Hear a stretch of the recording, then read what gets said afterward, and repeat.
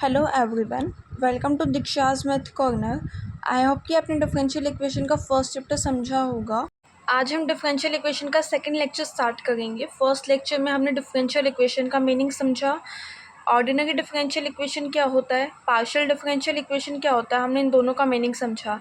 जो ordinary differential equation और partial differential equation है वो डिफरेंशियल इक्वेशन की ही टाइप्स हैं। हमने इन तीनों चीज़ों का मतलब समझा है। आज से हम ऑर्डिनरी डिफरेंशियल इक्वेशन स्टार्ट करेंगे। ऑर्डिनरी डिफरेंशियल इक्वेशन स्टार्ट करेंगे जो कि डिफरेंशियल इक्वेशन का फर्स्ट चैप्टर भी आता है, उसी में इंक्लूड होता है। तो ऑर्डिनरी डिफरेंशियल इक्वेशन स्टार्ट करते हैं। तो उसके लिए हमारा फर्स्ट टॉपिक क्या आता है कि ऑर्डर और डिग्री क्या होता है किसी डिफरेंशियल इक्वेशन की। अगर हमारे पास कोई भी डिफरेंशियल इक्वेशन है, उसका ऑर्डर और उसकी डिग्री अगर हमें बतानी है तो वो होती क्या है। अब सबसे पहले हम ऑर्डर के बारे में समझते हैं कि ऑर्डर का मतलब क्या होता है। It is the order of the highest differential coefficient which occurs in it. Order क्या होता है? Higher time derivative.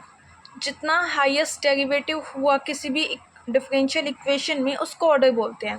अब जैसे कि मैं कोई एग्जांपल लिखती हूँ, d cube y upon d x cube plus 2d² upon d x square plus 5x is equal to 0। सबसे पहले हम चेक करते हैं कि इक्वेशन हमारी डिफरेंशियल इक्वेशन है या नहीं। देखो, इसके अंदर डिफरेंशिएशन आया, थर्ड ऑर्डर का आया, सेकंड ऑर्डर का आया, प्लस में कोई इंडिपेंडेंट वेरिएबल का कोई फंक्शन आया, इज इक्वल टू में 0 है। तो इसका मतलब ये क्या है? डिफरेंशियल इक्वेशन है। अब ऑर्डर फाइंड आउट करने के लिए हमें क्या देखना होता है? हाईएस्ट टाइम डेरिवेटिव कितना हुआ है किसी भी इक्वेशन में। अब इस इक्वेशन के अंदर हाईएस्ट टाइम डेरिवेटिव कितना हुआ है? यहाँ पे थर्ड टाइम डेरिवेटिव हुआ है, यहाँ पे सेकंड टाइम डेरिवेटिव हुआ है, यहाँ पे कोई डेरिवेटिव नहीं हुआ। तो हाईएस्ट टाइम डेरिवेटिव कितना आया? 3 टाइम्स। तो इसका मतलब इस इक्वेशन का ऑर्डर कितना हुआ? 3 हुआ। अगर मैं कोई इक्वेशन लिखती हूँ d y by d x is equal to x. अब इस इक्वेशन में हाईएस्ट टाइम डेरिवेटिव कितना हुआ? इसमें तो सिंगल डेरिवेटिव आया, तो हाईएस्ट टाइम डेरिवेटिव कितना हुआ? 1। तो इस इक्वेशन का ऑर्डर कितना हो जाएगा? 1। देखते हैं, जैसे कि मैंने कोई एग्जांपल लिखा, 5d² upon d x square plus 2d by d x plus 6 is equal to d² upon d x square. साथ में इसकी मल्टीप्लाई में x लगा लेते हैं। अब इस इक्वेशन में देखिए तो हाईएस्ट टाइम डेरिवेटिव कितना आया? इस साइड देखिए, लेफ्ट हैंड साइड में हमारा हाईएस्ट टाइम डेरिवेटिव कितना है? 2 है। और राइट हैंड साइड में देखें तो हमारा हाईएस्ट टाइम डेरिवेटिव कितना आया? 2 आया है। इसका मतलब इस इक्वेशन का ऑर्डर कितना हुआ? 2 हुआ। तो हम जब भी किसी भी डिफरेंशियल इक्वेशन का हमें जब भी ऑर्डर फाइंड आउट करना होता है, तो हम ऑर्डर फाइंड आउट करने के लिए क्या देखते हैं कि हाईएस्ट टाइम डेरिवेटिव कितना हुआ है किसी भी इक्वेशन में। अब जैसे कि हमने फर्स्ट एग्जांपल देखा, उसके अंदर हाईएस्ट टाइम डेरिवेटिव कितना हुआ है? 3 हुआ है। सेकेंड एग्जाम्पल हमने देखा जिसके अंदर हाईएस्ट टाइम डेरिवेटिव कितना हुआ? 1। और हमने जब थर्ड एग्जाम्पल देखा तो उसके अंदर दोनों तरफ d² upon d x square था, क्योंकि 2 ही इस इक्वेशन का हाईएस्ट टाइम डेरिवेटिव है, तो इस वजह से इस इक्वेशन का ऑर्डर कितना आया? 2 आ गया। हुआ इतना क्लियर कि order of a differential equation कैसे फाइंड आउट करते हैं। उसके बाद हमारा सेकंड आता है degree of a differential equation. कोई भी डिफरेंशियल इक्वेशन है उसकी डिग्री कैसे फाइंड आउट करते हैं। अब सबसे फर्स्ट क्या कहता है डिग्री के बारे में? It is the degree of the highest differential coefficient which occurs in it. जो भी हाईएस्ट डिफरेंशियल कोफिशिएंट, मतलब हाईएस्ट डिफरेंशियल कोफिशिएंट हमने क्या पढ़ा? जो भी ऑर्डर है उसकी पावर कितनी है। डिग्री का मतलब क्या हो गया यहाँ पे? पावर कितनी है। किसी भी डिफरेंशियल इक्वेशन में जो ऑर्डर आया उस डिफरेंशिएशन वाले पार्ट की पावर कितनी है। सेकेंड पॉइंट हमें क्या कहता है? Differential equation must be free from radicals and fractions. जो डिफरेंशियल इक्वेशन होती है उसके अंदर ना तो रेडिकल्स होने चाहिए और ना ही उसके अंदर फ्रैक्शंस होनी चाहिए। इस पॉइंट को बाद में समझाती हूँ। सबसे पहले हम फर्स्ट वाले का मतलब समझते हैं, मतलब उससे रिलेटेड एग्जाम्पल देखते हैं।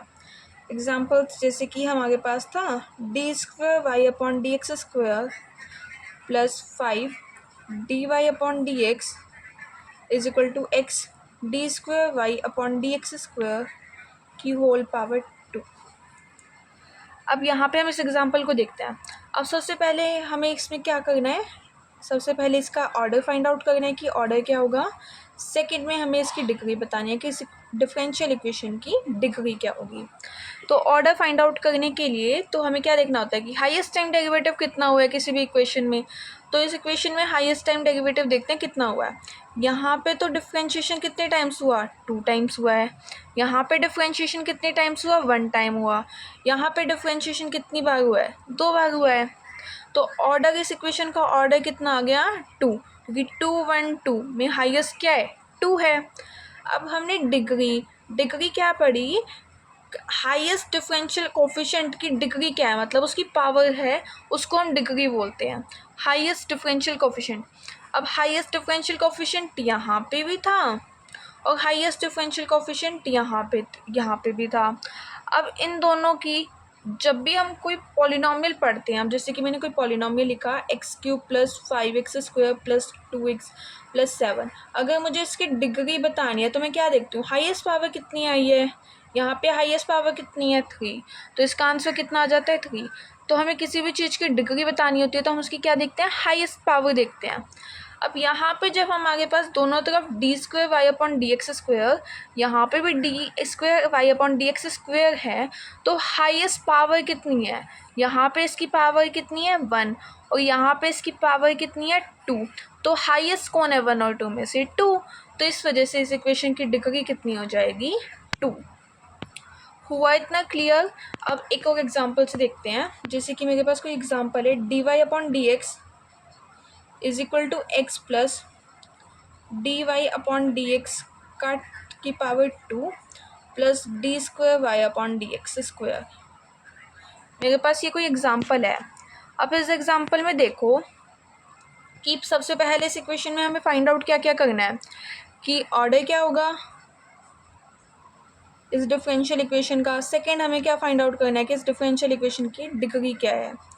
ऑर्डर के लिए हम क्या देखते हैं कि हाईएस्ट टाइम डेरिवेटिव कितना हुआ है किसी इक्वेशन में, तो इस इक्वेशन में हाईएस्ट टाइम डेरिवेटिव कितना हुआ है, यहाँ पे 1 टाइम डेरिवेटिव है, यहाँ पे भी 1 टाइम डेरिवेटिव है, यहाँ पे 2 टाइम डेरिवेटिव है। तो इस इक्वेशन में हाईएस्ट टाइम डेरिवेटिव कितना हुआ है, 2 हुआ है। सेकेंड, हमें क्या फाइंड आउट करना है कि डिग्री कितनी है इस इक्वेशन की। अब इस इक्वेशन की डिग्री फाइंड आउट करने के लिए हम क्या करते हैं, अब वैसे नॉर्मली देखिए यहाँ पे इसकी पावर 1 है, यहाँ पे इसकी पावर 1 है, यहाँ पे इसकी पावर 2 है, और यहाँ पे देखें तो इसकी पावर 1 है। तो नॉर्मली देखें तो हम इसकी डिग्री 2 होनी चाहिए, बट नहीं, क्योंकि डिग्री की डेफिनेशन हमें क्या कहती है, डिग्री फाइंड आउट करने के लिए पावर देखनी है किसकी, हाईएस्ट डिफरेंशियल कोफिशिएंट की पावर कितनी है। अब सबसे पहले इसमें हमने हाईएस्ट डिफरेंशियल कोफिशिएंट देखना है। अब हाईएस्ट डिफरेंशियल कोफिशिएंट तो हमारा ये गया था, तो अब इसकी पावर कितनी है, इसकी पावर कितनी है, 1। तो ये चीज़ डिग्री में काउंट होती है। हाईएस्ट डिफरेंशियल कोफिशिएंट की पावर देखते हैं जब भी हम देखते हैं, अदरवाइज पावर तो क्या पता किसी की भी हाई मिल सकती है हमें। यहाँ पे जैसे कि हमें dy/dx की पावर हाई मिली थी 2, बट हमें ये नहीं देखना होता जिस चीज़ का हम ऑर्डर फाइंड आउट करते हैं। अब हमने ऑर्डर ये इसका लिया क्योंकि हाईएस्ट टाइम डेरिवेटिव ये हुआ था, अब इसका ऑर्डर लिया तो इसी की हमें पावर देखनी है कितनी आएगी, जिस चीज़ का हमने ऑर्डर लिया है उसी की पावर देखनी है कितनी आएगी, तो वो चीज़ डिग्री में काउंट हो जाती है। अब कोई और एग्जांपल, जैसे कि हमने एक पॉइंट और लिखा था यहाँ पे कि डिफरेंशियल इक्वेशन जो है वो फ्री होनी चाहिए, किससे, रेडिकल से भी और फ्रैक्शन से भी। रेडिकल्स का मतलब क्या होता है, फ्रैक्शंस तो सभी जानते हैं कि कोई भी जैसे 2/5 लिखी या फिर 0.2 लिखा, ये सारी चीज़ें किस में काउंट होती है, फ्रैक्शंस में काउंट होती है। अब उसके बाद रेडिकल्स में क्या आते हैं, जैसे कि मैंने √3 लिखा, √3 के यहाँ पे मैंने 3 लिखा, मतलब 3 की पावर कितनी होगी, 1/3। सेम चीज़ होगी कि फ्रैक्शंस में पावर चली गई, तो उनकी डिग्री हम कैसे फाइंड आउट करते हैं। और इन्होंने कहा है कि डिफरेंशियल इक्वेशन जो है वो फ्री होनी चाहिए, किससे, रेडिकल्स से भी और फ्रैक्शन से भी। तो हम कोई एग्जांपल लिखते हैं, जैसे कि 1 प्लस dy/dx का होल क्यूब, इसकी पावर हमारे पास है 4/3 is equal to p d² y/dx²। अब कोई हमारे पास ये वाली इक्वेशन है, अब इस इक्वेशन की हमें डिग्री भी बतानी है, ऑर्डर भी बताना है कितना होगा। पहली चीज़ तो जो हमारी इक्वेशन है वो क्या होनी चाहिए, फ्री होनी चाहिए, किससे, रेडिकल्स से भी फ्रैक्शन से भी। सबसे पहले काम हमें ये करना है। अब इस इक्वेशन के ऊपर कौन सा रेडिकल है, ये है, ये फ्रैक्शन है इस इक्वेशन के ऊपर, तो हमें इस फ्रैक्शन को सॉल्व करना है। अब इस फ्रैक्शन को सॉल्व करना है तो हम क्या कर सकते हैं, दोनों तरफ हम 3 से मल्टीप्लाई कर देते हैं। पावर 3 से मल्टीप्लाई कर देते हैं। अब इधर हमने पावर 3 से मल्टीप्लाई किया तो 3 से 3 कैंसिल आउट हो गया और इधर 3 एज इट इज़ आ गया। क्या किया हमने, दोनों तरफ 3 से मल्टीप्लाई कर दिया।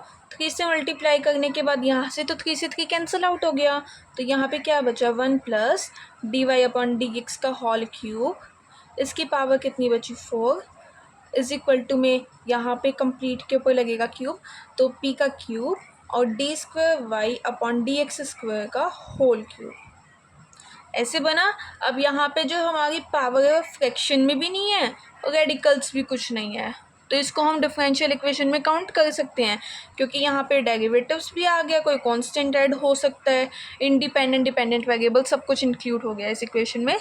तो ये वाली इक्वेशन क्या है, हमारी डिफरेंशियल इक्वेशन है। अब इस इक्वेशन का हमें ऑर्डर भी फाइंड आउट करना है, साथ ही साथ डिग्री भी फाइंड आउट करनी है। ऑर्डर में हमने क्या पढ़ा, ऑर्डर का मतलब क्या होता है, हाईएस्ट टाइम डेरिवेटिव कितना हुआ। तो इस इक्वेशन में हाईएस्ट टाइम डेरिवेटिव कितना हुआ, यहाँ पे कोई डेरिवेटिव नहीं है, यहाँ पे कितनी बार डेरिवेटिव हुआ, 1 टाइम हुआ है बस, और यहाँ पे कितने टाइम्स डेरिवेटिव हुआ, 2 टाइम्स। तो हाईएस्ट कितना हुआ, 1 और 2 में से 2, तो इस इक्वेशन की ऑर्डर कितनी होगी, 2। अब डिग्री फाइंड आउट करने के लिए जहाँ ऑर्डर देखा वहीं चले जाओ, यहाँ पे ऑर्डर देखा है, यहाँ से ऑर्डर फाइंड आउट किया, तो हम यहीं पे चले जाते हैं। अब इसकी हाईएस्ट पावर कितनी है, 3 है, तो इसकी डिग्री कितनी होगी, 3। अगर मान लो यहाँ पे कोई टर्म ऐड होती, d²y/dx² की पावर 1 या फिर 2 ले लेते हैं। अब यहाँ पे देखो ये चीज़ें हैं, तो दोनों की तरफ से ऑर्डर कितना आया, 2 आया, तो हम दोनों पे चले जाते हैं डिग्री फाइंड आउट करने की। अब दोनों पे गए तो अब इसमें हाईएस्ट पावर देखो, यहाँ पे 3 है, यहाँ पे 2 है, तो यहाँ पे हाईएस्ट कितनी हुई, 3 हुई, तो इसकी मतलब ये डिग्री हो जाएगी किसी भी डिफरेंशियल इक्वेशन की। हुआ क्लियर कि डिफरेंशियल इक्वेशन का ऑर्डर भी कैसे फाइंड आउट करते हैं, डिग्री भी कैसे फाइंड आउट करते हैं। अब उसके बाद हम नेक्स्ट चैप्टर स्टार्ट करते हैं। अब उसके बाद हमारा नेक्स्ट टॉपिक आता है, चैप्टर स्टार्ट करने से पहले सॉल्यूशन ऑफ डिफरेंशियल इक्वेशन। हम कुछ भी फाइंड आउट करेंगे तो हम उसको सॉल्यूशन कब बोलेंगे कि वो डिफरेंशियल इक्वेशन का सॉल्यूशन है, और जो डिफरेंशियल इक्वेशन के सॉल्यूशन है वो कितने टाइप्स के हो सकते हैं, तो ये चीज़ अब हम देखते हैं। अब देखो सॉल्यूशन, सबसे पहले हम सॉल्यूशन किसको बोलेंगे, कोई भी रिलेशन y=fx टाइप का, कोई भी इक्वेशन किस टाइप का, y=fx टाइप का, जहाँ पे मतलब डिपेंडेंट वेरिएबल भी हो, इंडिपेंडेंट वेरिएबल भी हो, और जब हम उसको किसी भी इक्वेशन में सब्सटीट्यूट करें तो वो उस इक्वेशन को सेटिस्फाई करता है। अब जैसे हम 9th 10th में भी पढ़ते आए हैं, जैसे हम रूट्स फाइंड आउट करते थे या फिर x की वैल्यू फाइंड आउट करते थे, तो हम टैली कैसे करते थे, चेक कैसे करते थे वो ठीक है या नहीं। जैसे कि हमारे पास कोई भी इक्वेशन है, x² - 3x + 2 = 0, हम उसकी वैल्यूज़ निकाल लेते हैं कि एक तो x की वैल्यू 1 आती है यहाँ से और एक x की वैल्यू 2 आती है यहाँ से। अब हम कैसे चेक करते थे कि ये वैल्यू जो है सही है, ये जो हमने सॉल्यूशन निकाला इस इक्वेशन का वो बिल्कुल करेक्ट आया।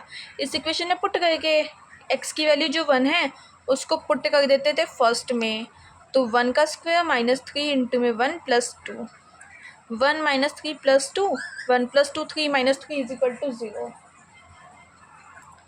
3 - 3 = 0। तो अब ये वेरीफाई हो गया, राइट हैंड साइड आ गई, तो इसका मतलब ये इसका सॉल्यूशन है। तो हम क्या करते थे, पहले एक्स की वैल्यू निकालते थे, फिर उसमें पुट करके वेरीफाई करते थे कि वो सॉल्यूशन है या नहीं। वैसे ही हम डिफरेंशियल इक्वेशन का सॉल्यूशन कैसे निकालते हैं, क्या कहता है ये, अ रिलेशन y=fx, कोई भी रिलेशन y=fx टाइप्स का, जो कि किस चीज़ का रिलेशन है, डिपेंडेंट और इंडिपेंडेंट वेरिएबल्स के बीच का इक्वेशन है। विच व्हेन सब्सटीट्यूट इन इक्वेशन, जब उसको हम मेन इक्वेशन में सब्सटीट्यूट मतलब पुट करते हैं और वो सेटिस्फाई कर जाता है उस इक्वेशन को, तो उसको हम सॉल्यूशन बोल देते हैं। ठीक है। अब सबसे पहले कितने टाइप्स के सॉल्यूशन होंगे, हमारे पास 3 टाइप्स के सॉल्यूशन होंगे। फर्स्ट आता है जनरल सॉल्यूशन। अब जनरल सॉल्यूशन क्या कहता है कि the solution of a differential equation, the solution of differential equation in which, एक सॉल्यूशन डिफरेंशियल इक्वेशन का जिसके अंदर in which the number of independent arbitrary constant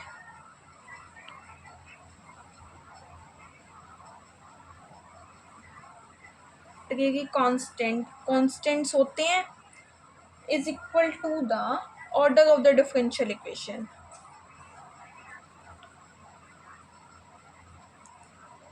किसकी भी सॉल्यूशन को हम जनरल सॉल्यूशन कब बोलेंगे, जब जो सॉल्यूशन होगा डिफरेंशियल इक्वेशन का उसके अंदर जो भी कांस्टेंट्स आएंगे वो कितने होने चाहिए नंबर के अंदर जितना उस इक्वेशन का ऑर्डर है। जैसे कि मैं कोई एग्जांपल लेके चलती हूँ, हमारे पास कोई इक्वेशन है d²y/dx² प्लस 3dy/dx प्लस 2 = 0। ये हमारे पास कोई इक्वेशन है। अब इस इक्वेशन का ऑर्डर कितना है, अभी हमने ऑर्डर फाइंड आउट करना सीखा, तो हाईएस्ट टाइम डेरिवेटिव कितना हुआ यहाँ पे 2।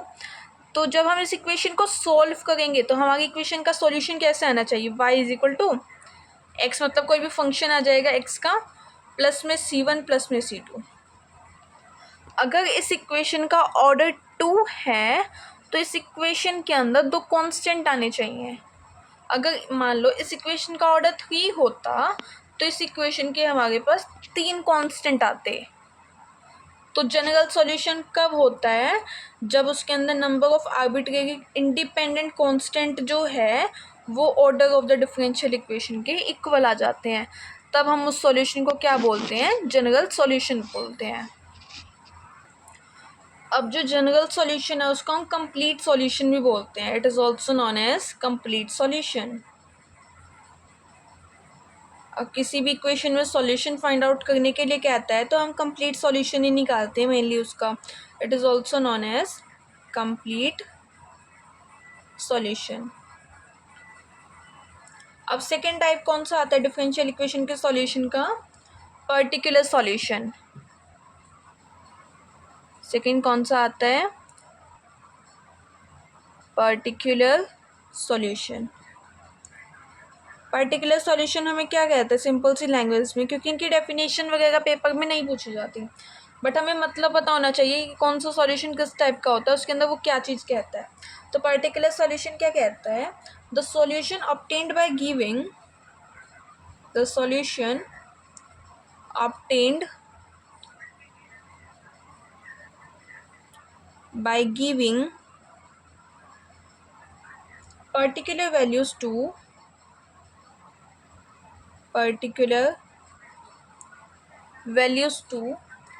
independent constants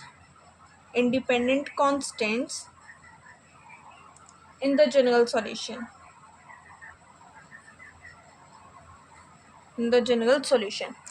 मतलब जो जैसे कि हमने कोई जनरल सॉल्यूशन निकाला, ये हमारा क्या आया था, जनरल सॉल्यूशन आया था। अब इस सॉल्यूशन को पर्टिकुलर सॉल्यूशन कब बोलेंगे हम, जब हम इस इक्वेशन में c1 c2 c3 की कुछ वैल्यूज़ दे देंगे, मतलब कोई भी कांस्टेंट है जो ये हमारे c1 c2 c3, of course इनकी वैल्यू तो क्या आएगी, कोई कांस्टेंट ही होगी, तो कोई भी जब हम इनको वैल्यू दे देंगे तब ये सॉल्यूशन क्या कहलाएगा, पर्टिकुलर सॉल्यूशन कहलाएगा। हुआ क्लियर, पर्टिकुलर सॉल्यूशन क्या होता है, जिसके अंदर c1 c2 c3 की कोई ना कोई वैल्यू होगी हमारे पास। थर्ड आता है सिंगुलर सॉल्यूशन। अब हमें सिंगुलर सॉल्यूशन क्या कहता है, सिंगुलर सॉल्यूशन कहते हैं ऐसा सॉल्यूशन जिसके अंदर कोई भी कांस्टेंट ना हो, कोई भी कांस्टेंट नहीं होना चाहिए। जैसे कि मैंने लिखा y = 2x, अब इसके अंदर कोई भी कांस्टेंट नहीं है प्लस में एक्स्ट्रा में, तो y = 2x क्या हो जाएगा, सिंगुलर सॉल्यूशन। सिंगुलर सॉल्यूशन क्या होगा, जिसके अंदर कोई भी कांस्टेंट इंक्लूड नहीं होगा। पार्टिकुलर सॉल्यूशन क्या होगा, जिसके अंदर कांस्टेंट की कोई ना कोई वैल्यू होगी। उसके बाद जो हमारा जनरल सॉल्यूशन या फिर कंप्लीट सॉल्यूशन है वो क्या कहता है कि number of independent arbitrary constants जो हैं वो इक्वल होना चाहिए order of the differential equation के, मतलब जो डिफरेंशियल इक्वेशन का ऑर्डर होगा उतने ही इस इक्वेशन के अंदर क्या होने चाहिए, आर्बिट्रेरी कांस्टेंट्स होने चाहिए। अब उसके बाद जो हमारा मेन चैप्टर स्टार्ट होता है, जो हमारा चैप्टर का नेम है exact differential equation.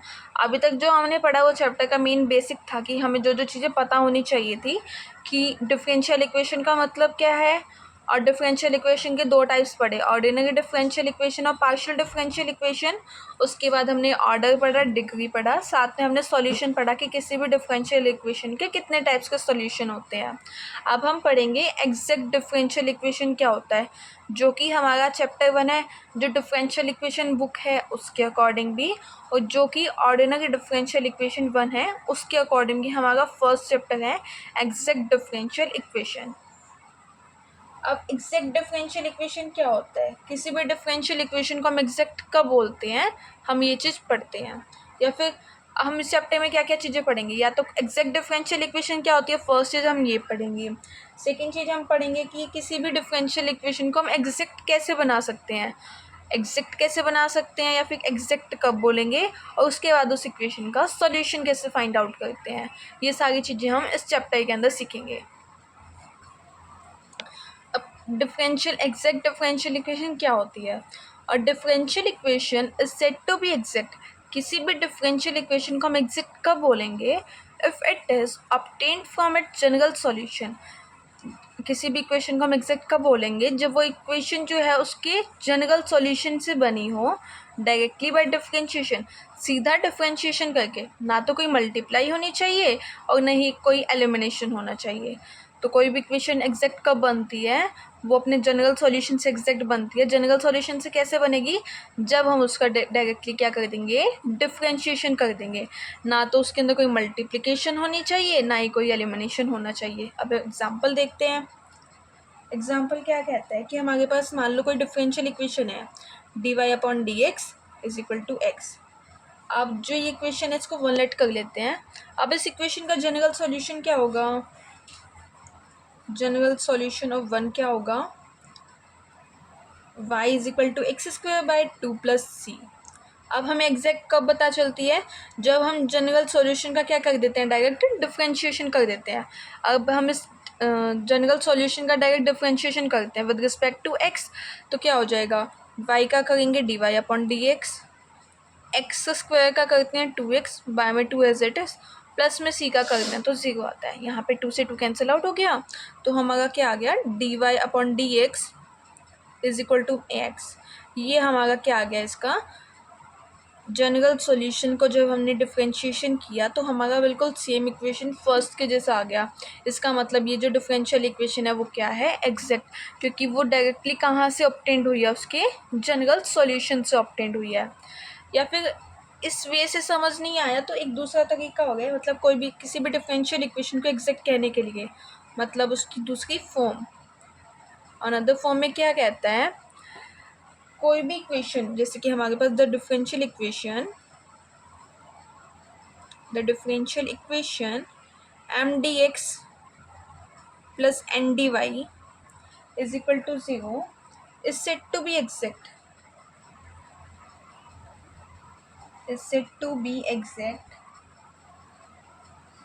if m dx plus n dy is equal to du।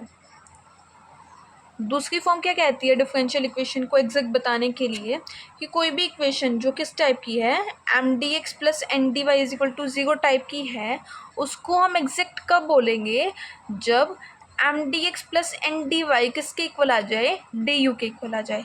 अब यहाँ पे एम क्या है, एन क्या है, या फिर डी यू भी क्या है, ये तीनों जो हैं एक्स और वाई के फंक्शंस हैं, functions of x and y. ये दूसरी फॉर्म थी। मतलब हम इस इक्वेशन में, इस चैप्टर के अंदर किस टाइप की इक्वेशंस पढ़ेंगे, M D x plus N D Y types की इक्वेशंस पढ़ेंगे। चैप्टर में किस टाइप की इक्वेशंस पढ़ेंगे, M D x plus N D Y is equal to 0 types की इक्वेशन पढ़ेंगे, जहाँ पे जो एम है और जो एन है वो क्या है, फंक्शंस होंगे एक्स एंड वाई के। अब एक थ्योरम आती है, थ्योरम का प्रूफ लर्न करने की या थ्योरम का प्रूफ समझने की कोई नीड नहीं है, तो मैं डायरेक्ट उस थ्योरम का स्टेटमेंट बताती हूँ कि उस स्टेटमेंट क्या कहते हैं। तो कोई थ्योरम क्या कहती है, the necessary and sufficient condition that the equation, कौन सी equation, M D x plus N D Y is equal to 0 may be exact. ये जो इक्वेशन है M D x plus N D Y is equal to 0, वो exact कब होगी, if curl M by curl Y is equal to curl N by curl X. अगर curl M by curl Y जो है वो curl N by curl X के equal हो जाएगा, तब हम उस इक्वेशन को क्या बोलेंगे, एग्जैक्ट बोलेंगे। तो किसी भी इक्वेशन, जो हमारी इक्वेशन है M D x plus N D Y is equal to 0, उसको एग्जैक्ट होने के लिए क्या होना पड़ेगा, curl M by curl Y. सबसे पहले हमें दो चीज़ें निकालनी पड़ेगी, एक तो curl M by curl Y, second is curl N by curl X, और उन दोनों को इक्वल होना पड़ेगा। जब ये दोनों इक्वल हो जाएंगे तब हम हमारी इक्वेशन को क्या बोल देंगे, एग्जैक्ट कह देंगे। वो इतना क्लियर, किसी भी इक्वेशन को एग्जैक्ट हम कब कहेंगे, जब curl M by curl Y curl N by curl X के इक्वल आ जाएगा। अब एम के साथ क्या है, डी एक्स, एम क्या है, डी एक्स का फंक्शन है, और एन जो है डी वाई के आ गया, मतलब एम और एन वाई, सॉरी गलत बोला, एम और एन क्या है, एक्स एंड वाई के फंक्शंस हैं। तो एम डी एक्स के साथ है तो इसका डेरिवेटिव हम वाई के साथ करेंगे, एंड डी वाई के साथ है तो इसका डेरिवेटिव हम एक्स के साथ करेंगे, अपोजिट करना है, ठीक है। अब कोई एग्जांपल लेके समझते हैं, एग्जांपल लेके चलते हैं कि कोई भी इक्वेशन है उसको हमें एग्जैक्ट प्रूफ करना है, एग्जैक्ट बताना है कि वो इक्वेशन एग्जैक्ट है या नहीं। E Y plus one cos X D x plus E Y sine Y D Y is equal to zero. E Y sine X है यहाँ पे। अब सबसे पहले हमें क्या करना है, सबसे पहले इस इक्वेशन को हम कंपेयर करते हैं हमारी जो एग्जैक्ट इक्वेशन है उसके साथ। इक्वेशन क्या है हमारी, M D x plus N D Y is equal to zero. इस इक्वेशन के साथ अगर हम इन दोनों इक्वेशंस को कंपेयर करते हैं आपस में तो हमारा क्या आता है, एम की वैल्यू यहाँ से हमें क्या मिलती है, E Y plus one into cos X, यहाँ से एम की वैल्यू कितनी आ गई, E Y plus one into में कोस एक्स, और यहाँ से हमारी एन की वैल्यू कितनी आती है, ई वाई इंटू में साइन एक्स, यहाँ से हमें एन कितना मिलता है, ई वाई इंटू में साइन एक्स। अब हमें एग्जैक्ट बताने के लिए सबसे पहले हमें दो चीज़ें फाइंड आउट करनी थी, एक तो curl M by curl Y की वैल्यू, और एक हमें curl N by curl X की वैल्यू फाइंड आउट करनी है। तो यहाँ से सबसे पहले हम curl M by curl Y की वैल्यू फाइंड आउट करते हैं, मतलब एक्स को कांस्टेंट लेके चलना है और वाई का हमें डिफ्रेंशिएशन करना है। अब यहाँ पे वाई के रिस्पेक्ट में डिफ्रेंशिएशन करते हैं तो ये क्या आता है, ई की power Y as it is plus one में ज़ीरो हो जाएगा और साथ में कॉस एक्स आ जाएगा। अगर ऐसे नहीं आया तो इसकी मल्टीप्लाई कर लेते हैं, E Y cos X plus में कॉस एक्स। अब कॉस एक्स तो कांस्टेंट फंक्शन हो गया, तो कांस्टेंट का डेरिवेटिव कितना होता है, ज़ीरो होता है, और यहाँ पे कॉस एक्स कांस्टेंट है तो ई वाई का डिफ्रेंशिएशन एज इट इज़ आ जाएगा। तो E Y cos X plus में ज़ीरो लिखो या नहीं लिखो एक ही बात है। सबसे पहले हमने curl M by curl Y find out कर लिया। अब सेकेंड हमें क्या चाहिए, curl N upon curl X चाहिए। तो curl N upon curl X, यहाँ पे E Y as it is sine X का डिफ्रेंशिएशन कितना होता है, कॉस एक्स। तो यहाँ से देखें तो curl M by curl Y भी ई की power Y multiply cos X आया, और जो curl N upon curl X है वो भी कितना आया, ई की पावर वाई मल्टीप्लाई में कॉस एक्स आया। इसका मतलब curl M by Y is equal to है curl N by curl X के। इसका मतलब जो हमारी इक्वेशन जो हम लेके चले थे फर्स्ट लेट कर लेते हैं, जो फर्स्ट इक्वेशन है वो क्या है, equation one is an exact differential equation. ये जो हमारी इक्वेशन है वो कैसी है, एग्जैक्ट है। हुआ क्लियर इतना, किसी भी डिफरेंशियल इक्वेशन को हम एग्जैक्ट कब बोलेंगे, जब curl M upon curl Y जो है curl N upon curl X के इक्वल आ जाए, तब हम किसी भी इक्वेशन को क्या बोलते हैं कि वो इक्वेशन कैसी है, एग्जैक्ट डिफरेंशियल इक्वेशन है। हमने एग्जांपल भी देखा कैसे सॉल्व किया हमने इसको, कि हमारे पास कोई इक्वेशन गिवन थी, सबसे पहले हमने इसको ओरिजिनल इक्वेशन से क्या क्या कंपेयर किया। ओरिजिनल इक्वेशन क्या है हमारी, M D x plus N D Y is equal to zero, इससे हमने कंपेयर किया तो यहाँ से हमें m की वैल्यू मिलती है E Y plus one into cos X, और n की वैल्यू हमें यहाँ से क्या मिली, e की पावर y मल्टीप्लाई में साइन एक्स। फिर हमने क्या किया, m का तो डिफ्रेंशिएशन किया y के रिस्पेक्ट में, n का डिफ्रेंशिएशन किया x के रिस्पेक्ट में, और इन दोनों की वैल्यू इक्वल आ गई, क्योंकि हम अपनी थ्योरम में, क्योंकि हम अपनी नेसेसरी एंड सफिशिएंट कंडीशन में पढ़ चुके हैं कि हम किसी भी इक्वेशन को एग्जैक्ट कब बोलेंगे, जब curl M upon curl Y curl N upon curl X के इक्वल आ जाए। तो इस वजह से हमारी ये जो इक्वेशन है वो क्या होगी, एग्जैक्ट डिफरेंशियल इक्वेशन हुई। अब हम इस टॉपिक से रिलेटेड एग्जांपल्स और इसके एक्सरसाइज के क्वेश्चंस नेक्स्ट वर्कशीट में करते हैं, और साथ ही साथ हम इस डिफरेंशियल इक्वेशन को एग्जैक्ट प्रूफ करने के साथ साथ हम इसका सॉल्यूशन फाइंड आउट करना भी सीखेंगे। Thank you for watching.